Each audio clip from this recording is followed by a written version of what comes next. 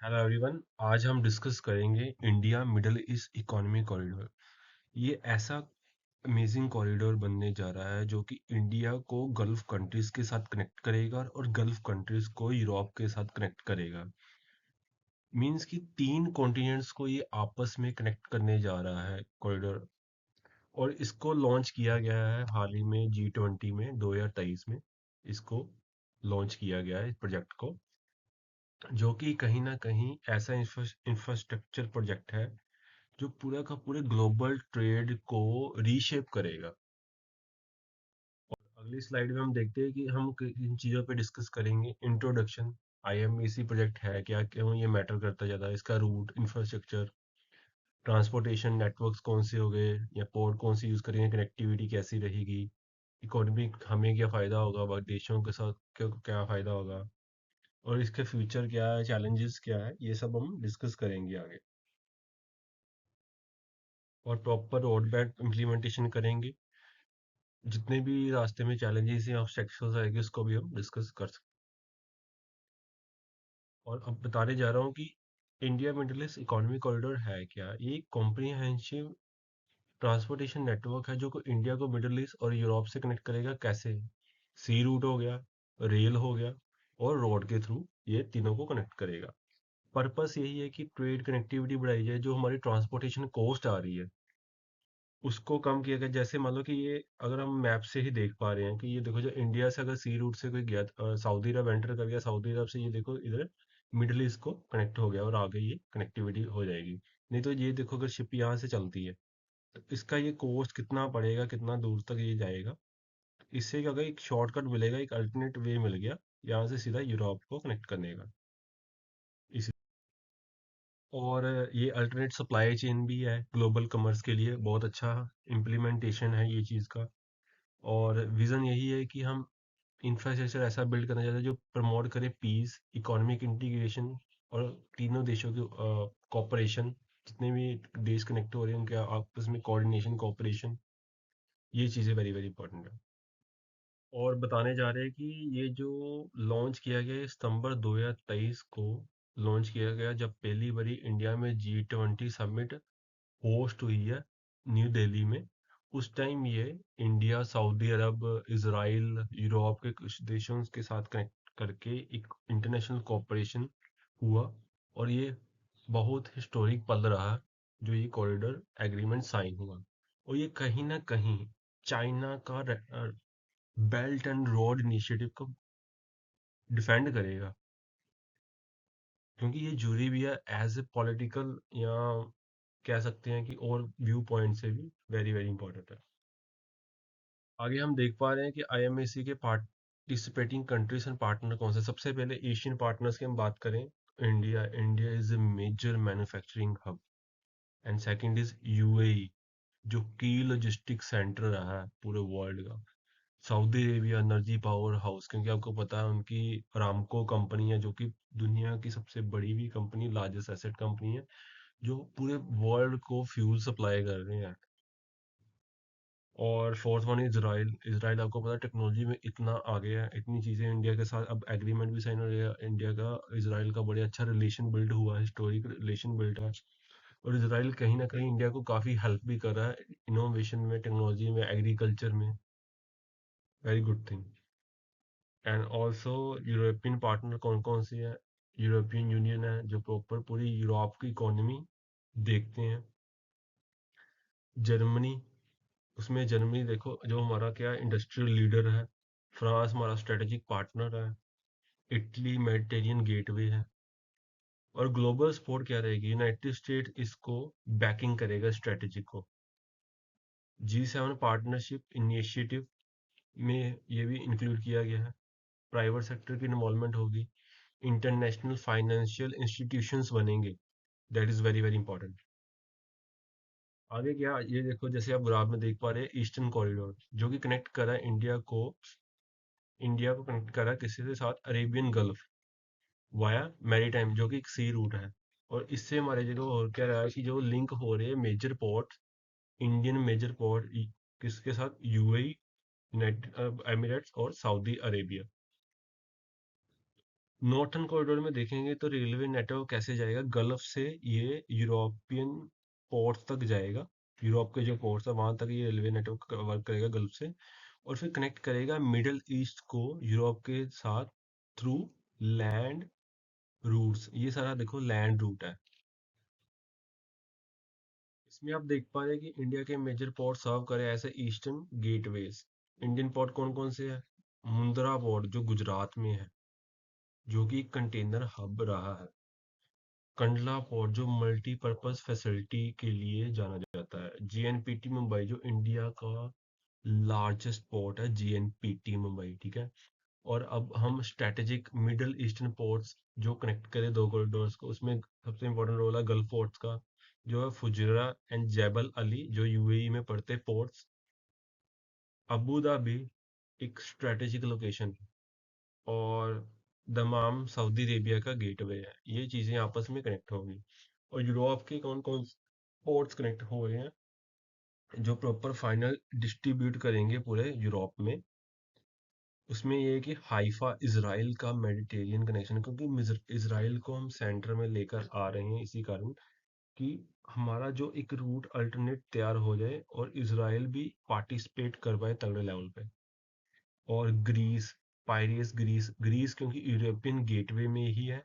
Greece से ही पूरे Europe तक जाया जा सकता है, मार्केट का एक्सेस लिया जा सकता है। और मार्सेल फ्रांस, ये भी उसका यूरोप का पोर्ट है जो पूरे वेस्ट यूरोप डिस्ट्रीब्यूट करेगा, वेस्ट एरिया तक डिस्ट्रीब्यूशन करेगा। अब और देख रहे हैं कि क्या क्या बेनिफिट हो गए, ट्रांसपोर्टेशन बेनिफिट्स हो गए, इकोनॉमिक इम्पैक्ट पड़ेगा इस इकोनॉमिक कॉरिडोर से, इंफ्रास्ट्रक्चर फीचर्स आएंगे कैसे। 40% जो ट्रांजिट है फास्टर हो जाएगा, टाइम बचेगा, कॉस्ट कम होगी। ग्लोबल जीडीपी में ये 50% कॉन्ट्रीब्यूट कर रहे हैं। वर्ल्ड पॉपुलेशन का ये 40% है इकोनॉमिक कॉरिडोर। तो हो गया ये बेनिफिट्स क्या आ रहे हैं ट्रांसपोर्ट लेवल पे, देखते हैं कि एक तो ट्रांजिट टाइम कम हो जाएगा, ट्रांसपोर्टेशन कॉस्ट सिग्निफिकेंट कम हो जाएगी, ठीक है। और कम से कम जो स्यूज कनाल रूट है, जो रूट इजिप्ट से होकर जाता है, उससे ये 40% फास्टर है। कोई भी शिपिंग हो रही है तो ये बेटर हो रही है स्यूज कनाल रूट से। 30% रिडक्शन हो जाएगी जो हमारा लॉजिस्टिक्स है या ट्रांसपोर्टेशन कॉस्ट है, वो कम हो जाएगी। मोर रिलायबल एंड एफिशिएंट एक सप्लाई चेन बन जाएगी जिसकी क्षमता अच्छी रहेगी। इकोनॉमिक इफेक्ट क्या बढ़ेगा? Massive economic opportunity for participating region, जब रीजन इतने ज़्यादा पार्टिसिपेट करेंगे, यूएई कर रहा है, इसराइल कर रहा है, ग्रीस और भी कंट्री, सऊदी अरेबिया कर रहे हैं आपस में, तो होगा क्या कि पार्टिसिपेशन हो रही इकोनॉमीज की, एक अपॉर्चुनिटीज निकल रही हैं। कवर्स कर रही है 40% of world population across continents. इन जिन जिन जिन कंट्रीज से ये निकल रहा है उनकी वर्ल्ड पॉपुलेशन 40% है पूरे वर्ल्ड की। अब ये भी देखो ना इकोनॉमी के इम्पैक्ट कितना तगड़ा है। रिप्रेजेंट कर रहा है 50% ऑफ ग्लोबल जीडीपी को, आपको पहले बताया कलेक्टिवली ये रिप्रेजेंट कर रहा है। New trade and investment, trade की और इन्वेस्टमेंट की नई नई अपॉर्चुनिटीज बन रही हैं। इंफ्रास्ट्रक्चर वाला कि मल्टी मोडल ट्रांसपोर्टेशन नेटवर्क हो गया हमारे पास अल्टरनेट, जिस जहाँ पे मॉडर्न टेक्नोलॉजी इंक्लूड की गई है। रेलवे नेटवर्क कनेक्ट हो गया मल्टीपल कंट्रीज का, ये बहुत ही जबरदस्त चीज़ है। Maritime routes linking major international maritime routes भी, जितने मैरीटाइम रूट्स हैं इंडिया के, यूएई के, सऊदी अरब के या यूरोप के, ये आपस में लिंक्ड हो रहे हैं, आपस में मेजर पोर्ट्स हैं। डिजिटल कनेक्टिविटी और डाटा केबल का इंफ्रास्ट्रक्चर, क्योंकि हम कहीं ना कहीं ऑप्टिकल फाइबर केबल भी बिछा रहे हैं, और केबल्स बिछा रहे हैं बिजली सप्लाई के लिए, अपना इलेक्ट्रिसिटी सप्लाई के लिए चीज़ें हो रही हैं। आगे देख पा रहे हैं इस कॉरिडोर के मेन 3 पिलर है कौन से एक्चुअल में। अगर देख पा रहे हैं कि आईएमएससी बिल्ड 3 इंटरकनेक्टेड पिलर्स हैं जो वर्क करेंगे इसको, इसकी कनेक्टिविटी को बूस्ट करने के लिए। Transportation, energy infrastructure and digital connectivity. Transportation infrastructure multimodal transport networks include हो गए जैसे रेलवेज, रोड्स, मैरीटाइम रूट्स जो मेजर इकोनॉमिक सेंटर्स हैं। एनर्जी नेटवर्क्स में कौन कौन से? इलेक्ट्रिसिटी केबल्स है, हाइड्रोजन पाइपलाइंस यूज होगी, एनर्जी डिस्ट्रीब्यूशन हो, सिस्टम क्रिएट किए जाएंगे तो secure and sustainable energy flow होता रहेगा। ये आप देख पा रहे हैं ग्राफ में। आगे आगे डिजिटल कनेक्टिविटी, हाई स्पीड हम डाटा केबल यूज करेंगे, कम्युनिकेशन नेटवर्क इनेबल करेंगे, seamless information and exchange and digital trade और आगे देख पा रहे इकोनॉमी का इम्पैक्ट क्या रहेगा, इसमें इम्पैक्ट रहेगा कि trade growth and potential analysis अगर हम देख पा रहे हैं तो सिग्निफिकेंटली बूस्ट ही हो रहा है वॉल्यूम, और ग्रोथ भी साथ में इंक्रीज ही हो रही है सभी रीजन्स के पार्टिसिपेटिंग। एंड ये कॉरिडोर क्या कर रहा है कि क्रिएट कर रहा है नई अपॉर्चुनिटी बिजनेसेस के लिए, ट्रांसपोर्टेशन कॉस्ट कम हो रही है, establish more reliable supply chains connecting Asia middle east and Europe. और कहीं ना कहीं जो मुझे जो लगता है, और ये सोर्सेज बता रहे हैं कि China and belt road initiative का सेटबैक है बहुत तगड़े लेवल पे। अगर ये चीज़ हो जाती है पॉसिबल, अभी फिलहाल तो ये अभी डिले चल रहा है, क्योंकि कहीं ना कहीं पॉलिटिकल राइवलरी भी चलती है कि आपको भी पता, अगर कोई अच्छा डिसीजन लेते हैं तो कोई ना कोई जो अलग देश होगा तो चाइना कुछ ना कुछ ऐसी चीजें करेंगे कि ये चीज प्रोजेक्ट और डिले हो, जिससे कि उसका रोल मार्केट में ज्यादा बना रहे, डोमिनेंस बनी रहे। ये चीज़।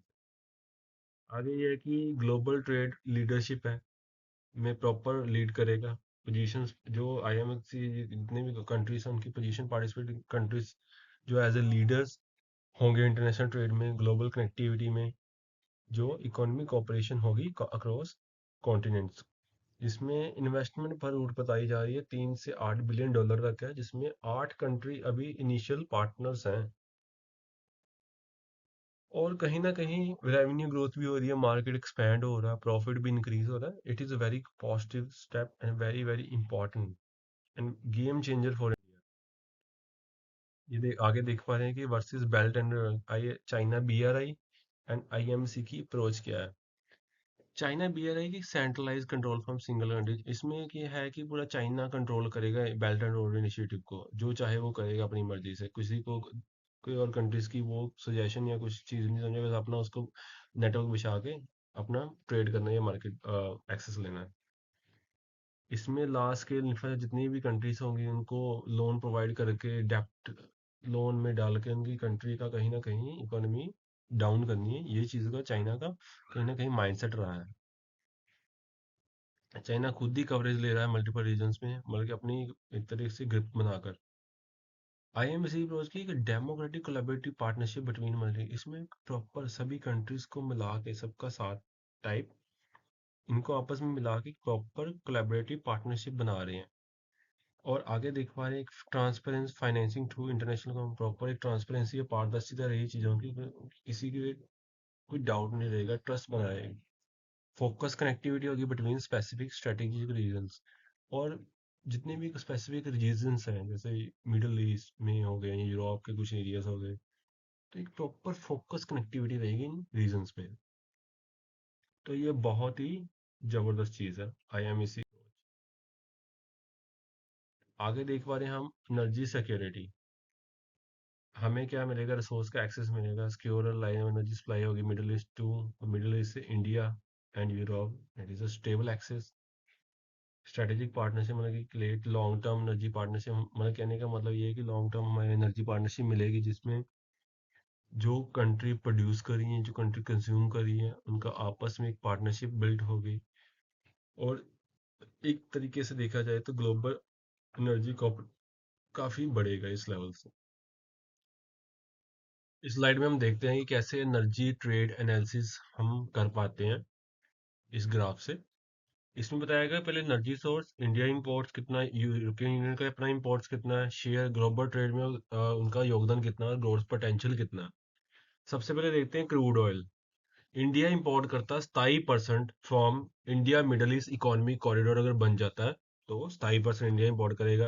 यूरोपियन इंपोर्ट करेगा 28%। तो ओवरऑल अगर इनका शेयर देखते हैं दोनों का तो 46% पूरी दुनिया का ये दोनों देख रहे हैं, इंडिया यूरोपियन यूनियन। तो ग्रोथ पोटेंशियल भी तो देखो कितना हाई है।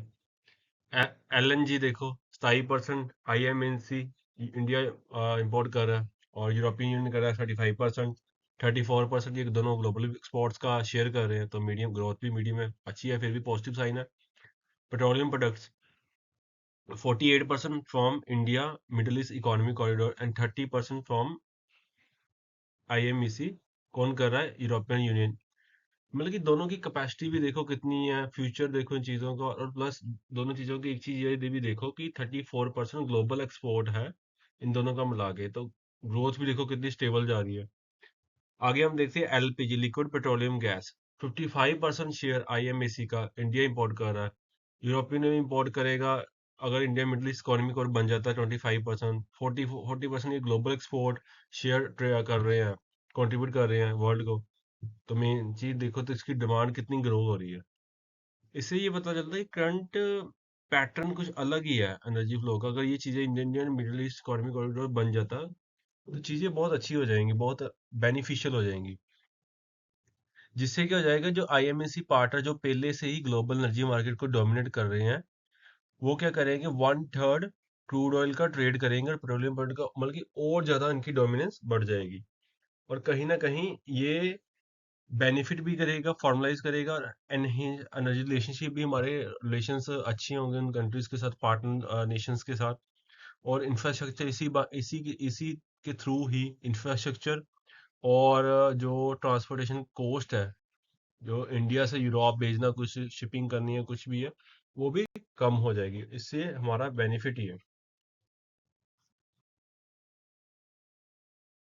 आगे देखते हैं, एम्प्लॉयमेंट जनरेशन भी हो गया, ऑब्वियस है। इतना जबरदस्त कॉरिडोर बन जाएगा तो कितने मिलियन ऑफ जॉब आएगी, किन किन सेक्टर्स में, कंस्ट्रक्शन में, लॉजिस्टिक में, मैन्युफैक्चरिंग में, सर्विसेज सेक्टर्स, मतलब कि स्किल्ड और अनस्किल्ड वर्कर दोनों के लिए बड़ा तगड़े लेवल पे मौका है इन चीज़ों का। और इंडस्ट्रियल ग्रोथ तो होगी 100% है। तो कॉरिडोर स्टिमुलेट करेगा industrial development long its route, and और कंपनीज को और प्राइवेट कंपनीज को इन्वेस्टमेंट के लिए लेकर आएगा। प्लस इससे और क्या हो गया, मैन्युफैक्चरिंग और प्रोसेसिंग और स्टेब्लिश होगी facility near transport hub. That is very very. आगे हम देखते हैं इम्प्लीमेंटेशन प्रोग्रेस कैसे रहेगी। करंट स्टेटस है कि since the IMEC memorandum of understanding जो साइन हुआ था सितंबर 2023 में, जब G20 की मीटिंग हुई दिल्ली में, तो पार्टिसिपेटिंग कंट्रीज ने कहा था कि हम इनके ऊपर प्रॉपरली वर्किंग करेंगे, स्टडी रूट प्लानिंग करेंगे, जिससे कि कनेक्टिविटी, इकोनॉमिक वाइबिलिटी बनी रहे। प्रोग्रेस अभी काफी हद तक अच्छी जा रही है due to complex coordination requirement among multiple, और अलग अलग नेशन की कोऑर्डिनेशन भी जरूरी है, और चैलेंजेस भी है हर कंट्रीज के अपने। But significant diplomatic and technical discussion are ongoing too. But फिर भी अपने लेवल पे चर्चाएं हो रही है, रोज के रोज मीटिंग हो रही है, डेली मीटिंग हो रही है, प्रोग्रेस ही चेक कर रहे हैं कैसे होगा। बट स्टिल जो जियो पॉलिटिकल मूव हो या जैसे वॉर सिचुएशन आ गई, रशिया यूक्रेन वॉर आ गई, ये चीजें हो गई, कहीं ना कहीं ये चीजें डिले भी हो जाती है। तो ये की डेवलपमेंट क्या है, एमओयू साइन हुआ था 8 पार्टनर कंट्रीज में, फीजिबिलिटी स्टडी, मतलब कि अभी रेल कनेक्शन की जो रेल रूट बन रहा है उसके लिए भी स्टडी अंडरवेज है। और जो पोर्ट के स्ट्रक्चर है उसका भी असेसमेंट अभी कनेक्ट हो रहा है, चल रहा है, चीजें हो रही हैं, बट पॉजिटिव है कि टाइम लगेगा, बट हो जाएंगी। ये ग्राफ में बताया गया कि कैसे डेवलपमेंट टाइमलाइन माइलस्टोन्स है। क्वार्टर 3 में 2023 इतना इतना परसेंटेज ग्रोथ हुआ, क्वार्टर 4 में, क्वार्टर 1 हो रहा, स्टडी ग्रोथ हो रहा है, but it will be take time. इसमें बताया गया कि IMC implementation timeline road map क्या रहेगा। सबसे पहले तो 2024-25 फेज इन्होंने दिया है कि प्लानिंग और डिजाइन करेंगे, इस चीज को ओवरव्यू करेंगे इस चीजों का, कि इसके ऊपर कैसे रूट फाइनलाइज किया जा सके, इनके ऊपर स्टडीज कर रहे हैं अभी। और टेक्निकल स्पेसिफिकेशन जो जो रिक्वायरमेंट है, रेगुलेटरी फ्रेमवर्क डेवलपमेंट की रिक्वायरमेंट है, ये चीजें देख रहे हैं अभी। स्पेसिफिक एक्टिविटीज क्या रहेगी इसमें, देखा जा रहा है कि कुछ ऐसी चीजें कनेक्ट कराई जाएंगी, स्टडीज वगैरह, जिसपे कि प्रॉपर सारी कॉरिडोर की सारी सेगमेंट चेक हो सके, और एक उसके बाद इस्टेब्लिश किया जा सके एक प्रॉपर एग्रीमेंट इंटरनेशनल लेवल का, और एक प्रॉपर तरह का फ्रेमवर्क जिसमें सभी कुछ वेल प्लान्ड हो, और सभी देशों की कोऑर्डिनेशन हो, पार्टनर कंट्रीज की, that is maintain the, like you can say, trust और रिलेशनशिप बिल्ड हो जाए इस चीज के साथ। 2026 और 2027 फेज में ये होगा कि कंस्ट्रक्शन होगी, बिगिनिंग फेज का शायद स्टार्ट हो सकता है नेक्स्ट ईयर से। उसके बाद होगा क्या कि इसमें ओवरव्यू अगर हम करते हैं कंस्ट्रक्शन फेज में, तो इनिशियल कंस्ट्रक्शन होगी, जैसे रेल लिंक्स मिसिंग है, जो गल्फ से लेकर यूरोप तक रेल लाइन बिछाएंगे, जो भी नेटवर्क होगा वो देखेंगे। पोर्ट जो देखने वाले होंगे, पोर्ट जो ऑपरेट करने वाले होंगे, उसके ऊपर वर्क किया जाएगा। इंफ्रास्ट्रक्चर और प्रिपरेशन होगी पार्टिसिपेशन कंट्रीज की। स्पेसिफिक एक्टिविटीज में उन्होंने बताया कि जो मिसिंग रेलवे कनेक्शन है उन पे ही उन्होंने पहले कंस्ट्रक्शन स्टार्ट करेंगे, जो जो जहाँ पे उन्होंने गैप लग रहा है। और अपनी फैसिलिटी अपग्रेड करेंगे और जैसे उनकी हैंडलिंग कैपेसिटी भी मेंटेन रहे। और 2028 और 23-30 फेज में उन्होंने बताया कि एक इंफ्रास्ट्रक्चर डेवलपमेंट होगी तगड़े लेवल पे, जिसमें मेजर कंस्ट्रक्शन एक्टिविटीज होगी, पाइपलाइन इंस्टॉलेशन होगी, जैसे हम कह रहे हैं कि ये हाइड्रोजन पाइपलाइन यूज करेंगे या समथिंग कुछ ऐसा डिफरेंट टाइप्स ऑफ चीजें करेंगे। और डिजिटल कनेक्टिविटी सेटअप जैसे ऑप्टिकल फाइबर केबल्स, बिजली सप्लाई के लिए इलेक्ट्रिसिटी सप्लाई के लिए चीजें यूज होगी, pipelines, electrical infrastructure, high speed data cables and connectivity and जो बताया गया। 2031-35 तक उन्होंने कहा कि पूरी तरह से IMEC कॉरिडोर ऑपरेशन में आएगा, प्रॉपर ऑपरेशन में रहेगा, ठीक है। ट्रेड फ्लो स्टैब्लिश होगा, परफॉर्मेंस चेक होगी, एक्सपेंशन की प्लानिंग होती रहेगी, और यही चीजें हैं। ये चीजें प्रॉपर एक प्रॉपर टाइमलाइन रोड मैप इन्होंने ऐसे तरीके से तैयार किया है कि किस ईयर में क्या करना है, किस ईयर में किस चीज़ों पे वर्क करना है, ऐसे इन चीज़ों को हैंडल किया जाएगा। इम्प्लीमेंटेशन स्ट्रेटजी यही है कि असेसमेंट होगी, development, planning, integration, full operations, ये चीज़ें चेक करी जाएंगी कि ये हमारी इम्प्लीमेंटेशन वाले, उनको सर्च किया जाएगा, फिर प्लान बनाया जाएगा, फिर उनको डेवलपमेंट के थ्रू देखा जाएगा, फिर इंटीग्रेट किया जाएगा, and then full operation. That is the proper implementation strategy. Financial approach रहेगी। IMSC adopts a comprehensive financing model combining public and private sector investment। इसमें पब्लिक और प्राइवेट सेक्टर की इन्वेस्टमेंट बहुत ही जरूरी है, ताकि वो एक अलग तरीके की अप्रोच रहेगी इन चीज़ों में। जो गवर्नमेंट सेक्टर कॉरिडोर्स है उनमें अगर प्राइवेट सेक्टर की इन्वॉल्वमेंट आती है तो चीज़ों को और एफिशिएंट किया जा सकता है। फंडिंग सोर्स तो है कि G7 पार्टनरशिप, G7 कंट्रीज है, जो टॉप डेवलप कंट्रीज हैं फॉर ग्लोबल इंफ्रास्ट्रक्चर इन्वेस्टमेंट, वो वहाँ से हमें फंडिंग होगी। नेशनल गवर्नमेंट्स तो करेंगी करेगी, प्राइवेट सेक्टर पार्टिसिपेशन होगी, और इंटरनेशनल डेवलपमेंट बैंक जैसे वर्ल्ड बैंक हो गया, ADB हो गया, इन ये चीज़ें बैंक होंगे। इन्वेस्टमेंट मॉडल में बता रहे हैं कि पब्लिक प्राइवेट पार्टनरशिप में इंश्योर करेगी efficient resource utilisation.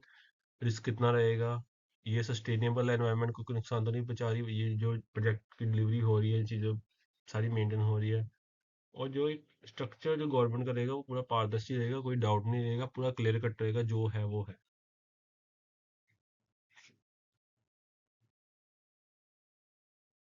Strategic planning, core challenges and risk management, that is a very important part of the IMAC corridor।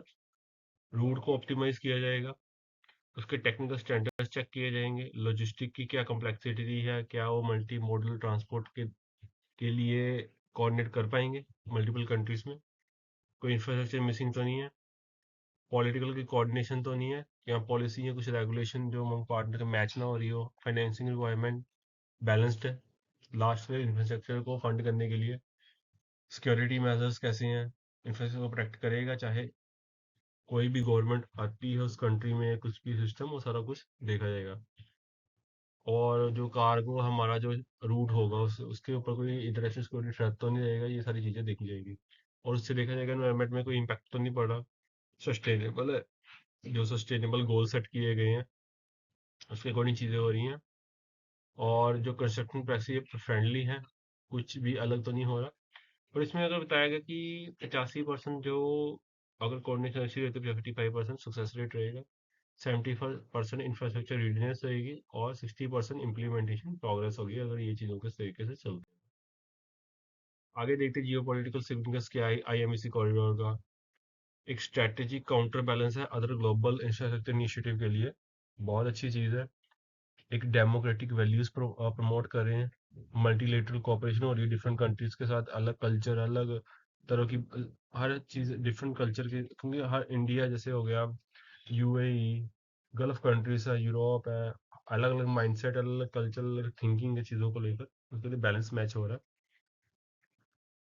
और वेस्टर्न इन्फ्लुएंस इन रीजन में मजबूत हो रहा है with other powers, middle east power जैसे like, और भी एशियन पावर्स के थ्रू भी कनेक्टिंग बैलेंस या कोऑर्डिनेशन हो रही है।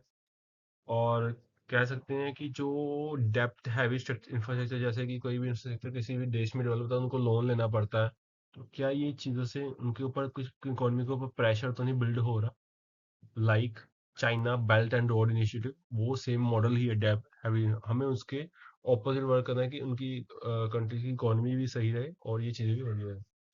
और एक चीज़ और है, इससे रीजनल पीस बिल्ड भी होगा। एक तो इंटर रीजनल एक्टिविटी होगी, डिफरेंट कंट्रीज के थ्रू ये चीज़ें कॉरिडोर जा रहा है, और पॉलिटिकल टेंशन भी रिड्यूस होगी, क्योंकि ट्रेड पे वर्क हो रहा तो कहीं ना कहीं हर कोई चाहेगा कि अपनी इन्वेस्टमेंट कहीं ना कहीं लूज ना हो। और इकोनॉमिक इंटरेस्ट शेयर करते ही उनकी इंटरडिपेंडेंसी आपस में रहेगी, एक दूसरे के ऊपर डिपेंडेंट रहेगी। आईएमएसी सर्व करेगा एक इंफ्रास्ट्रक्चर, बट वो काम करेगा पीस के लिए, इनकरेज करेगा stability among other participating Nations. और अब हम देखते हैं कि क्या क्या चीज़ें हैं। स्ट्रेटेजिक प्लानिंग जरूरी है, इंफ्रास्ट्रक्चर डेवलपमेंट होना जरूरी है, और ऑपरेशंस करते 3 पॉइंट है कि जैसे जैसे time to time phase by phase complete होने जाएंगे, तो हम एक 2028-2028 तक एक प्रॉपर तरीके से ऑपरेशनल सक्सेस मिल जाएगी इस कॉरिडोर, अगर सारी चीज़ें सही रही, एंड हम अच्छी तरीके से पॉजिटिव वे के साथ हम आगे बढ़ते रहेंगे। बाकी उसमें यही बताया कि स्टडी प्लानिंग है कि उसमें प्रॉपर स्टडीज होगी, रूट प्लान होगा, कोऑर्डिनेशन चेक किया जाएगा, एग्रीमेंट्स हो गए बिटवीन पार्टिसिपेटिंग नेशन में होगा, जो मिसिंग रेलिंग्स है पोर्ट अपग्रेड किए जाएंगे, कैपेसिटी बढ़ाई जाएगी, मैन पावर रिक्वायर्ड रहेगी काफ़ी हद तक, और एनर्जी इंफ्रास्ट्रक्चर इंस्टॉलेशन होगा, और डिजिटल कनेक्टिविटी डिप्लॉयमेंट होगी, लाइक ऑप्टिकल फाइबर्स बिछाई जाएंगी क्रॉस कॉरिडोर।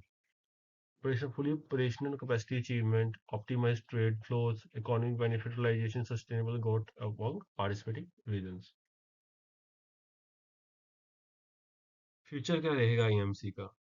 बहुत तगड़ा फ्यूचर रहेगा, ग्रोथ भी तगड़े मैसिव लेवल पे होगी, एक्सपेंशन की अपॉर्चुनिटीज भी रहेगी लॉन्ग टर्म। ये लंबी चीज, लॉन्ग टर्म सोच है, तो ये बहुत दूर तक लेकर जाएगी हर कंट्री को जो जो इनमें पार्टिसिपेट कर रहा है। IMC represent just the beginning of an era in global, कि कहीं ना कहीं ये एक तरीके से हम कह सकते हैं आईएमसी ग्लोबल कनेक्टिविटी के लिए बहुत तगड़े लेवल पे काम आएगा। और कहीं ना कहीं एक सक्सेस मॉडल जो है अदर रीजन्स, और इसके अलावा ये सीमित नहीं रहेगा, और भी अदर कंट्रीज तक इसको एक्सपैंड किया जा सकता है। जैसे लार्टिकल अफ्रीका, उनके वो ट्रेड रूट्स करेक्ट किए जा सकते हैं, जो इकोनॉमी उनकी भी डेवलपमेंट करेगी, economy peace cooperation world wide by supporting sustainable growth objective, और अपने सस्टेनेबल ग्रोथ ऑब्जेक्टिव्स को सपोर्ट करते करते वो इकोनॉमी डेवलपमेंट भी करेगा, पीस भी करेगा। इसलिए IMEC is very very crucial for world. Thank you guys, I hope you like my session, और इस सेशन को अपने दोस्तों के साथ या अपने क्लोज वन, और जो भी किसी भी टेस्ट की प्रिपरेशन कर रहे हैं, उनको शेयर करना ना भूलिए। Thank you so much.